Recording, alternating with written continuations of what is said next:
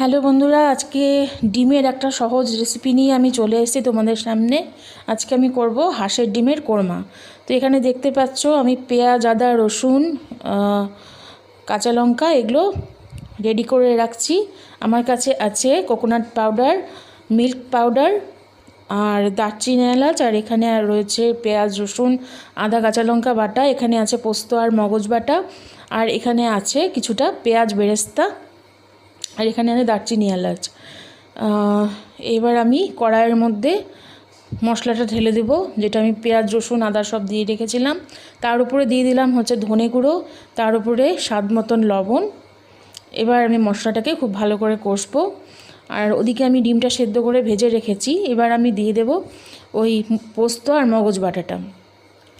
পোস্ত আর মগজ বাটা 2 চামচ দিয়ে এটাও আমি ভালো করে কষবো যাতে তেল ছেড়ে আসে।